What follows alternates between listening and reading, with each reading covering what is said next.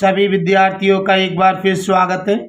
आज हम आपके लिए लाए हैं अनुपात और समानुपात वाले सवाल।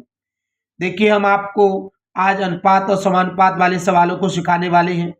तो देखिए, ऐसे सवाल कई प्रकार के कंपटीशन में आते हैं जो हमें बहुत ज़्यादा कन्फ्यूजन कर जाते हैं। देखिए, अब आपको कन्फ्यूजन होने की ज़रूरत नहीं है, क्योंकि हम आपको बहुत ही आसान तरीके से ये सवाल सिखाने वाले हैं। तो देखिए, वीडियो अंत तक जरूर देखिएगा, जिससे कि आपको अच्छा समझ में आ सके। तो चलिए देखिए, हम स्टार्ट करते हैं। सवाल है पहला। देखिए, अगर आपके पास ऐसा सवाल आता है कि 20 और 25 का प्रथमानुपात ज्ञात कीजिए। देखिए, 20 और 25 का या कोई और संख्या का, जो भी संख्या हो, अगर उसका प्रथमानुपात ज्ञात करने की बात की जाती है तो आपको यहाँ पर ये सूत्र याद रखना है। हम देखते हैं कि इसमें प्रथमानुपात ज्ञात करने की कह रहा है। दो अनुपात हमारे पास दिए गए हैं, तो प्रथम का मतलब पहला अनुपात है, तो हमें पहला अनुपात ए मान लेना है, दूसरा अनुपात बी मान लेना है और तीसरा अनुपात सी मान लेना है। तो इसका सूत्र होता है ए बराबर बी स्क्वायर अपॉन सी। बस आपको ये सूत्र याद कर लेना है और बस इस सूत्र से आप 5 सेकंड में सवाल को हल कर देंगे। तो चलिए देखिए, हम यहाँ हल करते हैं। हल देखिए, हम जानते हैं इसमें प्रथमानुपात हमें ज्ञात करना है, तो हम क्वेश्चन मार्क लगा देते हैं। देखिए, दूसरा अनुपात हमारे पास दिया गया है 20 और तीसरा अनुपात हमारे पास दिया गया है 25। अब हमें देखिए ए ज्ञात करके दिखाना है, यानी पहला अनुपात ज्ञात करके दिखाना है, तो हम यहाँ पे इसका सूत्र रख देंगे ए बराबर बी स्क्वायर अपॉन सी। देखिए, सूत्र दिया गया है। अब हम यहाँ पे देखेंगे b का मान हमारे पास 20 है। 20 को हम 2 बार गुणा में लिख सकते हैं, क्योंकि यहाँ पे वर्ग लगा हुआ है। अपॉन c का मान यहाँ पे हम 25 रख देंगे और देखिए इसे 5 से काटेंगे।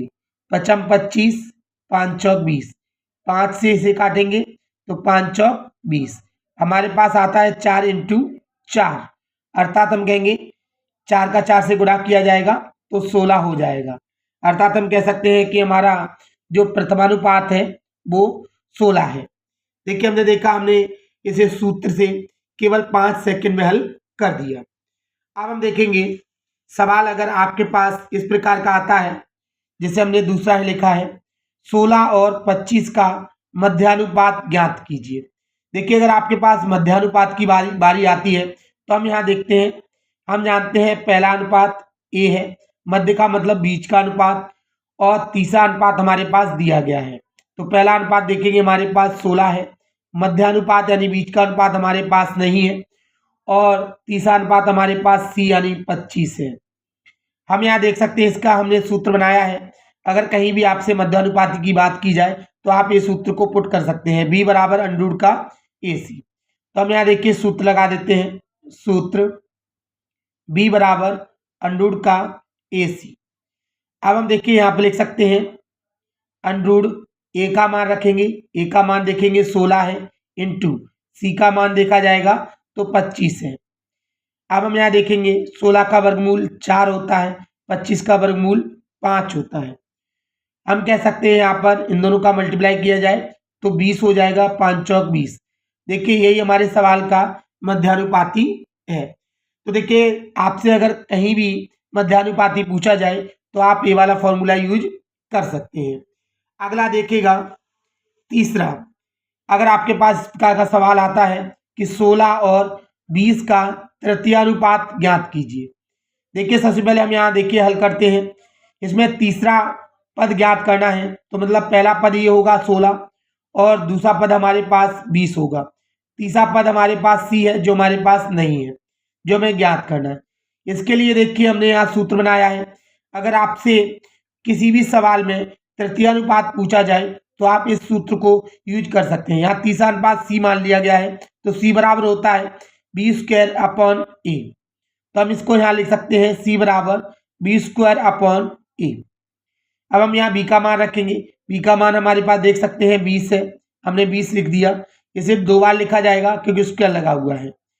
ए का मान रखेंगे 16 है, 4 से काटेंगे, 4 पंजे 20, 4 चौक 16, 4 पंजे 20, 4 से कट चुका है। हमारे पास बचता है 5 इंटू 5। अब हम इन दोनों का गुणा कर देंगे, 5 का 5 से गुणा किया जाएगा तो 25। यही हमारे सवाल का आंसर है। देखिए, अगर आपसे तृतीय अनुपात कहीं भी पूछा जाता है तो आप इस सूत्र का उपयोग कर सकते हैं। अगला देखिएगा, हमारा चौथा है कि 4, 6 और 8 का चतुर्थानुपात ज्ञात कीजिए। अगर देखिए आपसे चतुर्थानुपात की बात की जा रही है तो हम इस सूत्र का उपयोग कर सकते हैं, D बराबर BC/A। चलिए हम पहले यहाँ देख लेते हैं, इसमें चौथा पद ज्ञात करना है तो 3 पद हमारे पास दिए गए हैं। पहला पद A है 4, दूसरा पद B है 6, तीसरा पद 8 है और चौथा पद D है जो हमारे पास नहीं है।